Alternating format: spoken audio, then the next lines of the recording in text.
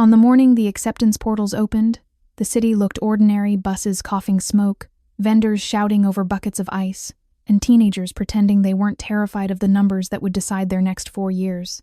I was one of those teenagers on paper, but not in truth. My name in this life was Nia Calder, 18, scholarship track, living in a 2-bedroom apartment that always smelled faintly of antiseptic and burnt sugar because my stepmother believed cleanliness was a form of morality and guilt was a form of love.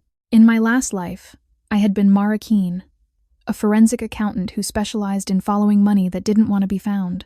I died in a warehouse fire while tracing a fraud scheme, and the final thing I remember is the click of a locked door and the realization that some people would rather burn the building than let the ledger survive. When I woke up again, I didn't wake up as a princess or a warrior. I woke up as a girl with bruises that weren't mine to earn, and a future that several adults had already spent in their heads. The Calder apartment had a rule. Good news belonged to the family.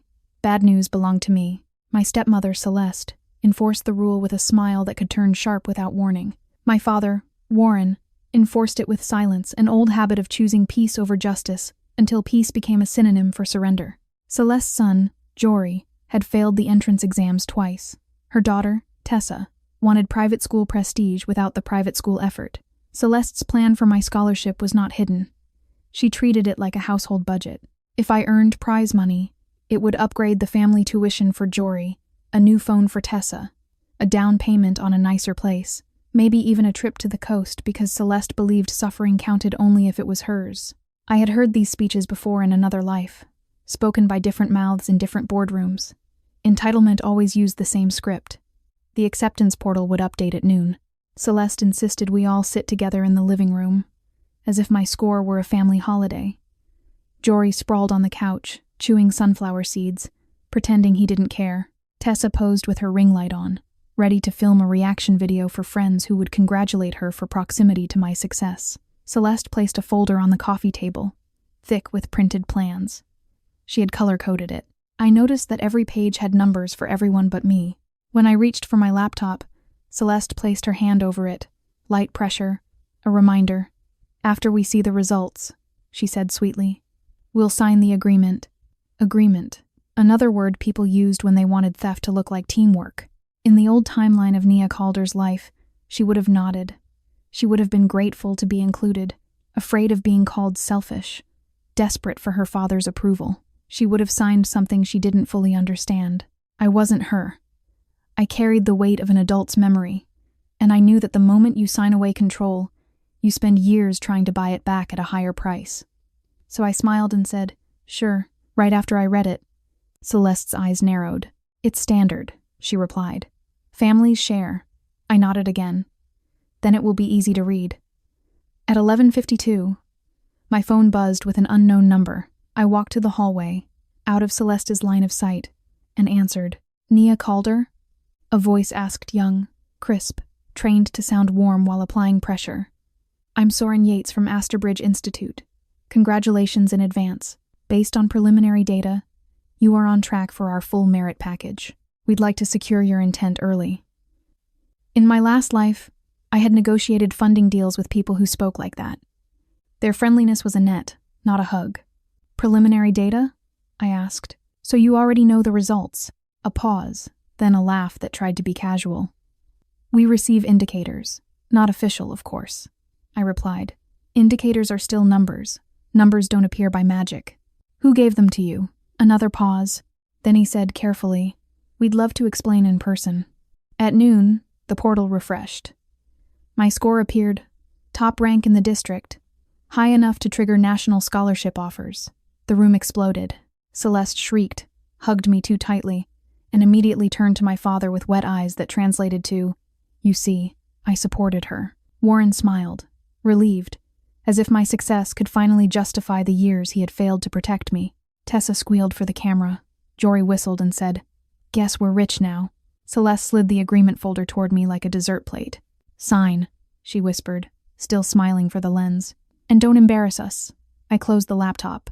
Not yet, I said. Silence fell, the kind that weighs more than shouting because it tells you what the room thinks you owe.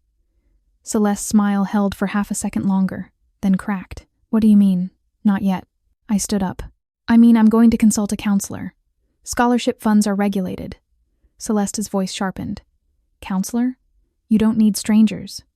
You have family. I looked at her folder. This folder doesn't include me. That's not family. That's budgeting. Warren's face tightened. Nia, he warned softly, as if the danger were my tone, not Celeste's greed. Don't start a fight. In my last life, I had heard this exact phrase from colleagues watching a manager steal credit. Don't start a fight. Don't cause trouble. Let the powerful be comfortable. I exhaled. I'm not starting anything. I'm ending it. My second call came 5 minutes later. Another unknown number, this one older and slower. Miss Calder, good afternoon. This is Dr. Halem from Crownspire University Recruitment. We're in your area and would like to speak to you about a scholarship and an early enrollment track. Crownspire was the place I actually wanted strong research programs, ethics offices that had teeth, and most importantly, distance from Celeste's control. I said, come now. But bring someone who understands legal guardianship and protected accounts. Dr. Halem chuckled. You're direct. I've learned, I said. Celeste overheard the word scholarship and shifted instantly into performance mode. She straightened the room, poured tea into matching cups, and positioned Warren on the good chair like a prop. When Crownspire arrived, they brought 3 people. Dr. Halem, a younger recruiter named Mina, and a legal liaison named Miss Rook, a woman with the calm eyes of someone who had watched families turn scholarships into weapons. Celeste greeted them as if she were hosting dignitaries. Our Nia has always been such a hard worker, she said, hand on my shoulder like ownership. Miss Rook asked one question that made Celeste's fingertips twitch. Who currently controls Miss Calder's educational funds and identity documents? Warren hesitated. Celeste answered too quickly. We do, of course. Miss Rook smiled politely. All of them? Birth certificate, identification, bank access? Celeste nodded. We keep things safe. I watched Mina's face shift from cheerful to cautious. They had seen this before. I asked for a private minute with Miss Rook in the hallway. Celeste tried to follow. Miss Rook gently closed the door in her face. In the hallway, I told Miss Rook the truth. My stepmother intended to divert my scholarship funds. My father would not resist her, and I needed a legal exit. Miss Rook didn't gasp. She didn't pity me. She asked, Do you have evidence? I smiled, almost amused. I requested her plan in writing weeks ago. She sent it. I showed Miss Rook the messages. Celeste's budget breakdown, her list of purchases, the note that said, in plain words, You will transfer the award funds to the family account. Miss Rook nodded once. Good. Receipts are oxygen. She returned to the living room and asked Celeste to explain the agreement folder. Celeste's voice stayed sweet until Miss Rook pointed to a clause that would have given Celeste power of attorney over my finances. The sweetness cracked. Celeste snapped. She's a child. She doesn't understand money. Miss Rook replied. Then she should be the only one protected from it. Celeste's mask slipped further when Miss Rook requested that my scholarship funds be placed into a protected student account with direct disbursement to tuition and living expenses. Celeste's eyes went sharp. So we get nothing? Dr. Halem stared, momentarily stunned by the bluntness. Mina looked away, embarrassed. Warren looked trapped. I said, You get what you contributed. I get what I earned. Celeste stood up so fast her chair scraped the floor. After everything I've done for you, she shouted. My body tensed out of habit, then relaxed. Celeste's rage was predictable. Predictable threats are manageable. Miss Rook said, If you attempt to coerce Miss Calder, we will document it. Celeste laughed bitterly. Document. Everyone loves paperwork. Fine, take her. Let her see what the world does to ungrateful girls. That night, Celeste escalated. She didn't hit me, not yet. She didn't need to. She used Warren. When Warren came into my room, his face was tired, and his voice carried the tremor of a man who had failed too many tests of character. Nia, he said, your stepmother is stressed. You know how she gets. Sign the agreement. We'll sort it out later. Later. The most expensive word in a victim's vocabulary. I looked at him and asked, calmly, Did you sort it out later when she took my mother's jewelry? Did you sort it out later when she locked me out during finals? Did you sort it out later when she called me a burden? Warren flinched. She didn't mean. She meant exactly what she said, I replied. And you meant to let it happen. The next day, I executed the plan I'd been building since I first woke up as Naya. A clean exit, layered with legal safeguards. Step 1 was documents. Celeste kept them in a lockbox. I didn't pick the lock. I asked Tessa to help with a video and watched her open it for a prop shot, because vanity is a master key. Step 2 was accounts.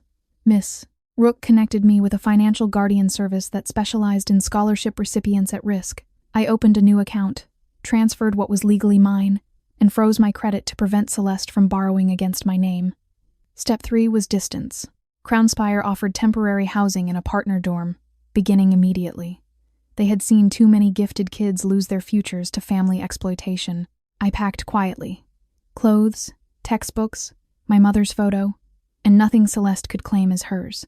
When Celeste discovered I was leaving, she made it a spectacle. She cried on the balcony so the neighbors could see, accusing me of abandoning family after being raised with love. Jory shouted that I owed him a chance at college because I stole the family luck. Tessa filmed everything, hoping drama would translate into views. Warren stood between us, hands trembling. "Please," he begged. "Don't do this. People will talk." I looked at him and said the quiet sentence that would haunt him longer than any scream. "People talked while you let me bleed." Then I walked out. I thought the hardest part would be leaving. But Celeste's type doesn't accept losing. They reinterpret loss as theft, and theft as justice. Within a week, rumors appeared online. That I had cheated. That recruitment committees had been bribed. That I had seduced a professor. That I had stolen money from my own family. The posts came from burner accounts, but the timing was Celeste's signature attack. The reputation forced the target to come home to defend herself. It might have worked on a normal teenager. It did not work on someone who had chased fraudsters for a living. I didn't argue in comment sections. I compiled. I contacted the platform's legal channel with a defamation packet. I submitted timestamps, IP logs provided through formal request, and screenshots of Celeste threatening to ruin me if I didn't sign. Miss Rook arranged a meeting with Crownspire's ethics office. They were not impressed by rumors. They were impressed by evidence. Within days, the platform removed the posts, and Celeste received a notice that further harassment would trigger a civil suit. She responded by switching tactics. Celeste showed up at Crownspire's campus with Warren, crying to security that her minor daughter had been abducted by recruiters. Security called campus administration. Campus administration called Miss Rook. Miss Rook called me. I walked to the front office and faced Celeste across a desk that suddenly felt like a courtroom. Celeste sobbed loudly. "She's confused," she wailed. "She's been influenced." Warren looked smaller than I remembered. "Nia, please come home," he whispered, as if home were a safe word. I asked the administrator for a private room and said, "I'm 18. I'm legally an adult. I'm here voluntarily, and I'd like to file a formal request that these individuals be trespassed if they continue harassment." Celeste's tears stopped mid-drop. Her face hardened. "You think you're clever," she hissed, forgetting the audience. I replied, "I think I'm done." The administrator, a woman with tired eyes, nodded and calmly explained the boundaries to Celeste. Celeste stormed out, but not before throwing one last line like a curse. "You'll regret this when you need us." I watched her go and thought, "The only thing I've ever needed from you is for you to stop." Freedom did not arrive with fireworks. It arrived with routines. I woke up in a dorm room with a narrow bed and a desk that belonged only to me. I ate cafeteria food that tasted like salt and possibility. I attended orientation sessions where nobody knew my family drama. I met other scholarship students who carried their own quiet wars in their backpacks. Kids from farms, kids from crowded apartments, kids whose parents loved them but couldn't guide them, kids whose parents guided them with fists. We didn't bond by crying together. We bonded by sharing strategies. In my second month, a professor asked me to join a research project analyzing financial predation in scholarship populations. I almost laughed at the irony. My past life had been built for this. My present life needed it. I proposed a model that traced how families diverted student aid through agreements and loans and emotional coercion. The professor's eyes lit up. "Where did you learn to think like this?" I said, "By watching people take things they didn't earn." Then a new complication arrived. The National Scholarship Committee announced an additional award for top-ranked students' cash meant to support academic transition. My name was on the list. The amount was significant. Celeste must have heard the news because she called me for the first time since being removed from campus. Her voice was honey again. Nia, sweetheart, she said. Let's not be enemies. Families make mistakes. Come by for dinner. We can talk. I pictured her folder, her color coding, her empty slot for my needs. I replied, "Put your offer in writing." Silence, then a clipped laugh. "You're impossible." "No," I said. "I'm documented." That night, I didn't sleep. Not from fear, but from planning. If Celeste was calling, she was desperate. Desperate people make sloppy moves. Sloppy moves create trails. I set a meeting in a public cafe near my old neighborhood, under the condition that Miss Rook could attend as witness. Celeste agreed, because she believed she could perform better than any lawyer. When she arrived, she brought Warren and Jory. Tessa stayed home, probably editing footage of my departure like a tragedy trailer. Celeste began with compliments, then shifted to guilt. She talked about bills, sacrifices, Warren's fragile health, Tessa's dreams, Jory's future. She never asked about my classes or my health or whether I was eating. At the end, she slid a document across the table. Another agreement, another attempt to control. This one demanded I loan the new scholarship payout to the family, repayable when convenient, with collateral tied to my future earnings. It was theft wearing a necktie. Miss Rook read it, expression blank. "This is predatory," she said. Celeste smiled tightly. "It's practical. She's young. She doesn't understand how families work." I leaned forward. "I understand exactly how you work," I said. "You convert my achievements into your purchases." Jory snorted. "You're acting like you're better than us." I looked at him. "I'm acting like I'm not available." Celeste's patience snapped. "Fine," she hissed. "Then we'll tell everyone what you really are. We'll tell them you're not even Warren's. You're a stray he picked up because he felt guilty. We'll tell them you owe us for shelter." Warren flinched as if struck. The truth spilled. I wasn't his biological child. My mother had been pregnant when she met him. He had raised me anyway, then let Celeste punish me for it. My chest tightened not from surprise, but from the strange ache of finally seeing the full shape of betrayal.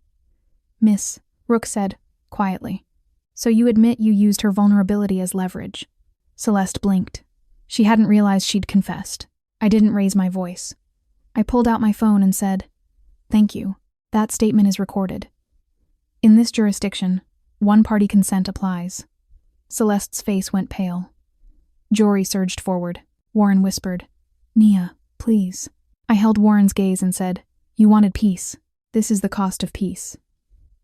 Then I stood up, paid for my coffee, and walked away, while Celeste shouted that I was a monster.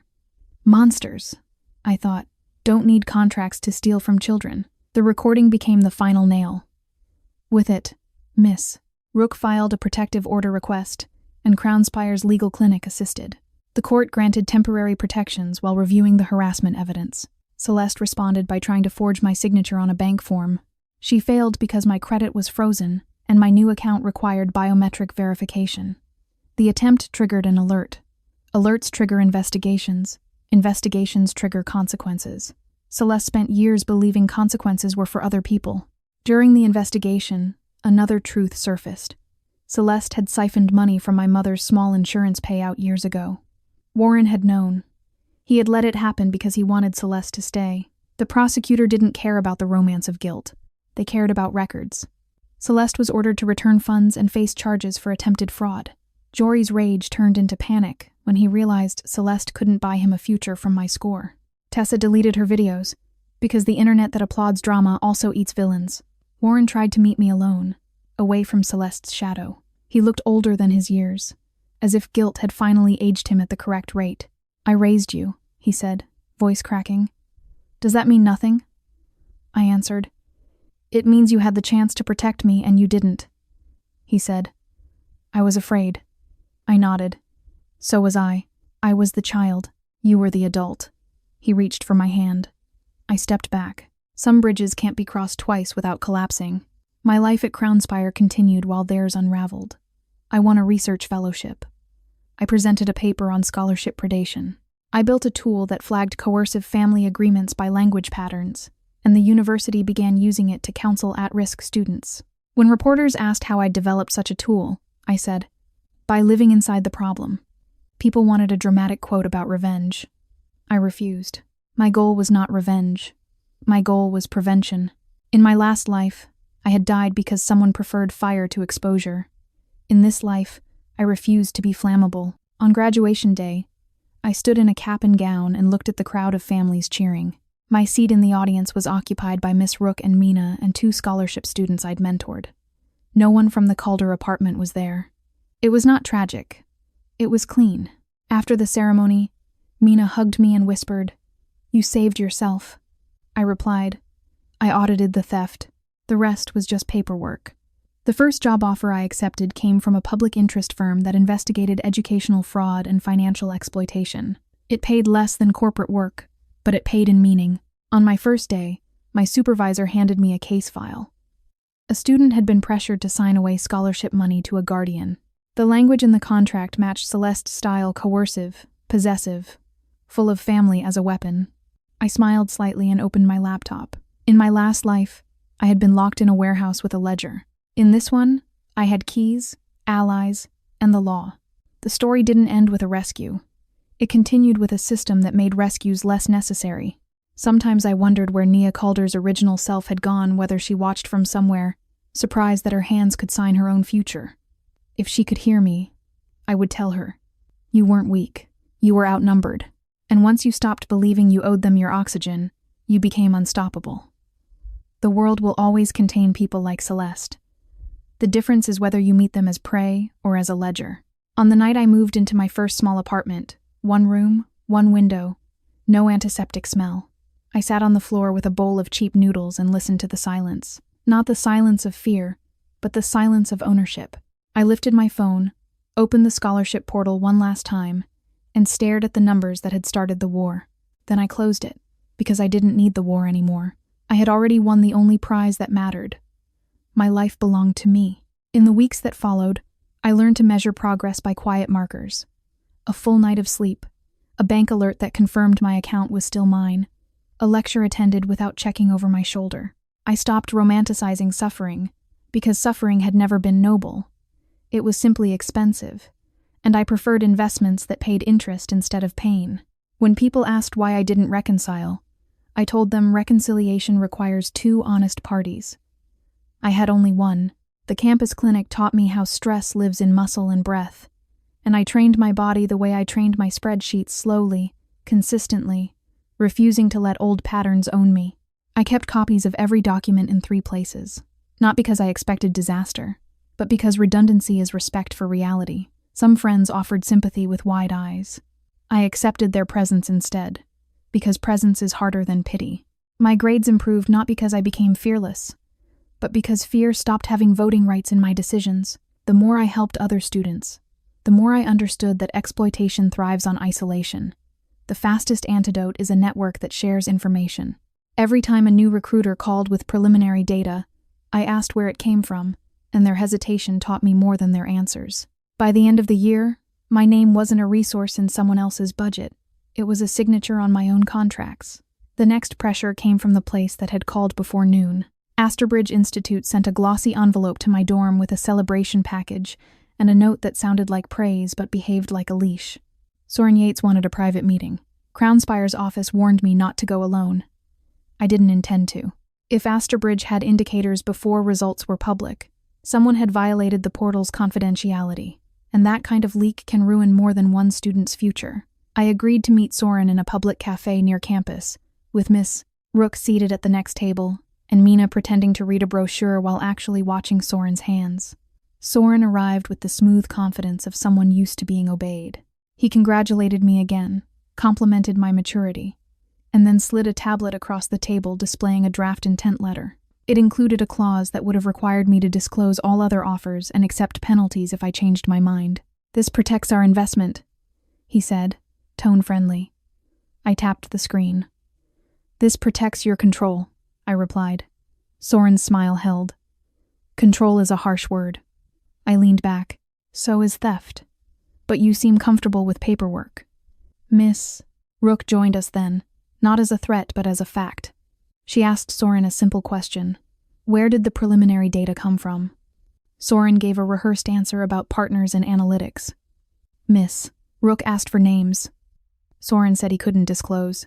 I said, "Then you can't ask me to commit." His expression tightened. He tried a different tactic. He hinted that students who didn't signal loyalty early sometimes found their merit packages recalculated. Mina's pen stopped moving. "Miss," Rook's voice stayed calm. "That sounds like retaliation," she said. "Are you threatening a student based on her choice?" Soren corrected himself too quickly. "Of course not. I'm simply explaining how competitive funding works." I nodded. Competitive funding should compete on value, not intimidation. Soren's patience thinned. "You're very litigious for an 18-year-old, he said. I answered, "I'm very documented."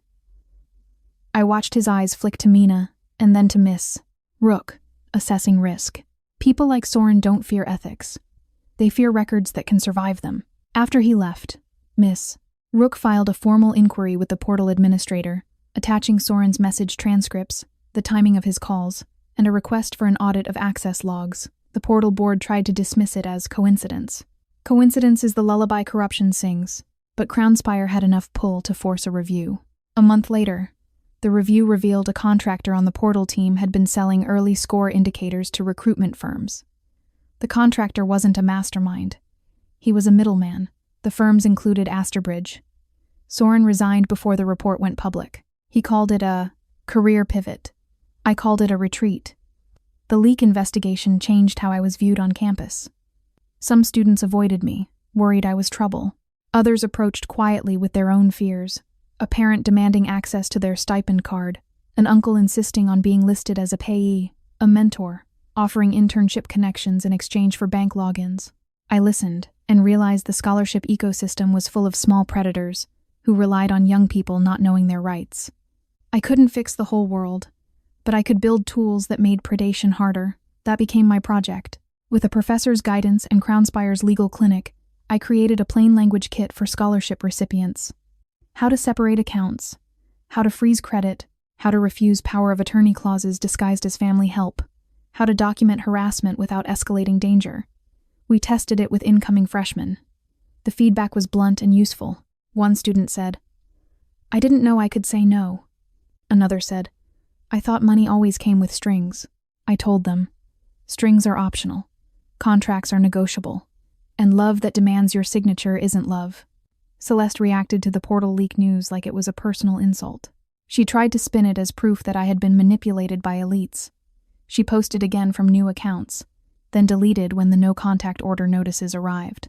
She tried to recruit neighbors to guilt me, sending messages about Warren's sadness. I didn't respond. Silence is sometimes the strongest boundary, because it gives manipulators nothing to twist. Warren, however, did something I didn't expect. He showed up one afternoon at the courthouse during Celeste's restitution hearing, alone, holding a folder. He looked like a man who had finally understood that silence is not neutrality when harm is happening. He asked to speak to the prosecutor. He gave them bank statements and a timeline of Celeste's earlier withdrawals from my mother's payout. His hands shook as he signed the affidavit. He did not look at me while he did it, as if he knew he had no right to ask for comfort. When the hearing ended, he approached and said, "I'm sorry," without excuses. The apology didn't erase anything, but it was the first adult sentence he had said in years. I told him the truth. An apology is a start, not a return. He nodded. "I know," he said. "I don't want you back. I want you safe." The words were late, but they were his, and I filed them away as evidence that people can change, just not on my schedule, and not as a condition of my healing. Celeste's legal consequences were quieter than fiction would prefer.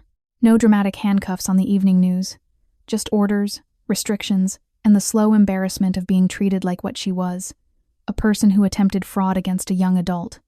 Her friends evaporated. Her pride had been her currency, and once it lost value, she had nothing to trade.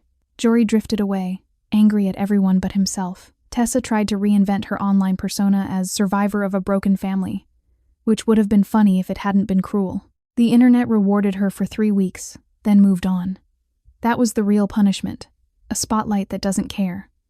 My own life became less about them and more about my work. I earned a research fellowship that let me study financial coercion in educational pipelines.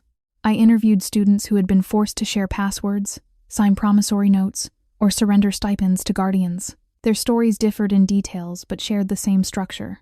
Someone you are supposed to trust uses your dependency as leverage. The solution was never a single rescue. It was infrastructure policies, accounts, clinics, and communities that don't treat exploitation as a private family matter. During my 3rd year, the university adopted parts of my toolkit as an official orientation module. Bram-like administrators in other institutions complained that it would encourage rebellion. My professor replied, "It encourages autonomy. Autonomy is what predators call disrespect. That is how you know autonomy is working." I graduated into a job market that pretended it cared about ethics while still rewarding quiet obedience. I chose a public interest firm anyway, one that specialized in educational fraud and coercive control. The salary was modest. The cases were heavy. But the work had a clean logic. Follow the money, follow the contracts, follow the pressure points, and then design pathways out. On my first day, my supervisor handed me a case file about a student whose acceptance portal password had been stolen by a relative to reroute grant refunds. I opened the file and felt the old warehouse memory flicker locked doors, burning air, a ledger at risk. Then I looked at my office door, unlocked, and the filing cabinet labeled Evidence. Different life, same skill, better outcome. That night, in my small apartment, I unpacked slowly. There was no antiseptic smell, no folder waiting to be signed, just my own dishes, my own keys, and a window that opened without permission. I ate cheap noodles, listened to the quiet, and realized the quiet had changed. It wasn't a pause before the next demand. It was a space where my choices could exist. I thought about the acceptance portal one last time, not the numbers, but the moment I refused to hand them over. That refusal had been the first true scholarship I received, proof that my future was not transferable. I shut my laptop, turned off the light, and let the silence belong to me. In the months after the portal audit, the state education department held hearings. They invited students as testimony, a word that makes teenagers feel like exhibits. Crownspire asked if I wanted to speak. I said yes, but on my terms. I wouldn't tell a tragic story for applause. I would describe mechanisms, how a single leaked indicator can trigger pressure campaigns, how recruitment staff can weaponize urgency, how families can exploit a scholarship's timing to force signatures. I prepared like an accountant, not a performer. Bullet points, screenshots, dates, and a timeline that made the pattern unavoidable. When I spoke, the room was full of suits and bored expressions. Bored people are dangerous because they treat other people's lives as policy trivia. I started with one sentence. Early access to acceptance data is not convenience, it is leverage. A few heads lifted. I described Soren's call at 11:52 and how he framed intimidation as competition. I described Celeste's agreement folder and the clause that would have given her control of my finances. I described how the portal leak didn't just risk fairness. It created a market for coercion. The chair of the committee asked if I had proof. I slid a copy of the audit request and Soren's messages into the record. Proof changes the temperature of a room. After the hearing, a reporter cornered me and asked if I forgave my stepmother. The question was lazy and familiar. The kind society loves because it makes victims responsible for comfort. I answered, "Forgiveness is personal. Policy is public. I'm here for policy." The reporter looked disappointed, as if I'd refused to cry on schedule. I didn't care. I had learned that withholding your most private feelings from strangers is not coldness. It is ownership. The hearings produced reforms that looked small on paper. Multi-factor authentication for portal access, stricter vendor vetting, and a rule that any recruitment contact before official release required documented consent. Small rules matter because predators prefer gaps. With the gaps narrowed, I noticed something else. My own body began to unclench. The hypervigilance that had kept me safe started to feel unnecessary, like armor worn indoors. I didn't become carefree. I became less braced. Warren kept his distance, respecting the boundary I set. But he wrote letters, real letters, not messages designed to force a response. He didn't ask me to come home. He didn't complain about Celeste. He wrote about what he was learning in therapy and how ashamed he was that he had confused peace with love. I didn't answer right away. My history with him wasn't a switch I could flip, but I read the letters. Reading is not reconciliation. Reading is acknowledgement that a person is attempting to become real. One spring weekend, I agreed to meet Warren in a park halfway between our lives. He sat on a bench with 2 coffees like a man offering peace without insisting it be accepted. He said he'd moved out, He said he was rebuilding slowly. He didn't blame Celeste for his choices. That mattered. I told him I didn't hate him. Hate would have required more emotional energy than he deserved. I told him I would not live inside his guilt. He nodded, and for once, his silence didn't feel like abandonment. It felt like restraint. On campus, the toolkit took on a life beyond my original file. Incoming students formed a ledger circle, a peer group that shared safety practices without shame. They created a list of common coercion phrases. It's for the family. You're too young to understand. Sign now or you'll regret it. Don't embarrass us. Seeing those phrases in print made students laugh, then think, then protect themselves. Humor can be a shield when it reveals a trap. One student, a boy with a stutter, told me his aunt had demanded his stipend card. He used the kit to open a protected account. He said, "I didn't know I could say no and still be a good person." I told him, "Good people set boundaries. Predators call them rude." He smiled, and the smile was steadier than his voice.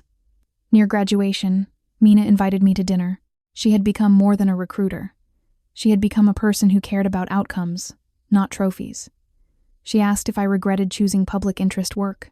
I said no. She asked if I missed a normal family. I considered the question honestly. I miss the idea of it, I said, but I'd rather build something real than chase an idea that keeps hurting me. Mina raised her glass. "To real," she said. I clinked my glass against hers and felt, briefly, something warm behind my ribs. Not a dramatic rush, but a quiet proof that healing is not always loud. By the time I moved into my first apartment, the acceptance portal had become a memory rather than a trap. Yet the lesson remained sharp. People will try to buy your future with your own fear. The only way to stop them is to treat your life like it matters enough to defend. Not with violence, with clarity, with paperwork, with allies, with the simple refusal to sign away your oxygen. Years later, I would still meet students who believed scholarships were gifts that demanded gratitude in the form of obedience. I would show them a contract clause and ask, "Is this support or is this control?" They would hesitate, then learn to see. The skill is transferable. Once you can spot coercion in money, you can spot it in love, in work, in friendships that keep score. That was the invisible education I earned alongside my degree. Sometimes people asked about my previous life, as if it were superstition. I never corrected them. I didn't need to prove the warehouse fire to explain my choices.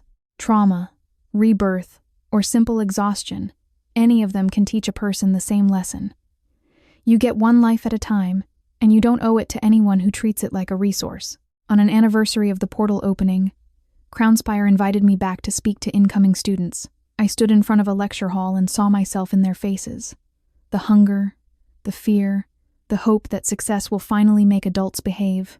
I told them the truth I wish someone had told me at 18. Your achievements do not belong to the loudest person in your house. Your future is not a family asset. Love does not require you to sign. If someone says it does, they are selling you something, and the price is usually your autonomy. After the talk, a girl approached with trembling hands and said her father wanted to hold her stipend for safekeeping. She asked what she should do. I didn't tell her to blow up her life. I told her to start with a question and a boundary. If it's for safekeeping, why can't it stay in an account in my name? Then I gave her the kit, the clinic's number, and a reminder that she was allowed to protect herself without becoming cruel. Protection is not cruelty. It is the minimum respect you owe your own future. When I returned home that night, I found Warren's latest letter on my doormat. No guilt, no request, just a small update that he'd finally sold the old lockbox. He wrote, "I realized the box was never about safety. It was about power." I held the letter for a long time. Then I placed it in my filing drawer marked past, where it could exist without controlling my present. I used to think a complete story required a perfect ending. Villains punished, parents redeemed, a clean applause. My life taught me a different kind of completeness. Not perfection, but ownership. My ending was the ability to wake up, open my accounts, choose my work, and breathe without checking whether someone else planned to invoice me for the air. That is not a headline. That is a life. And if anyone ever asks what happened when the acceptance portals opened, I don't start with numbers anymore. I start with the moment I said, "Not yet," and watched a smile crack because it couldn't own me. That crack was small, but it let the light in. From there, everything else, law, school, work, distance, was just construction. A future isn't granted by a portal.